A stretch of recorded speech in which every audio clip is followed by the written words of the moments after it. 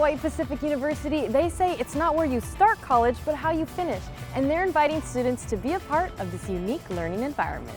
We really pride ourselves on small class sizes. Having those small classroom sizes, being able to get that experience from professors who have their experience in the field really allows them to build those communication ethics, learn how to talk to other people, have all those skills and whatever they're trying to learn to do, and then get out there and really start doing what they love. Really easy to transfer to HPU.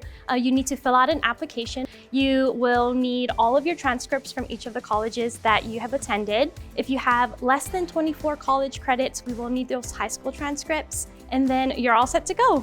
I'm a transfer student at HPU, and this is my second semester here. Before I chose to attend HPU, I decided to work on my associate's degree and a two-year college to find my footing, find my niche of what I wanted to study. And then afterwards, once I got my associate's degree, I made it easier to transfer from that two-year institution to a four-year one and further my education in computer science. Just getting a whole wild experience, and networking with teachers has been phenomenal too. It's like a true connection instead of just lecture-wise like a lot of other state schools would be.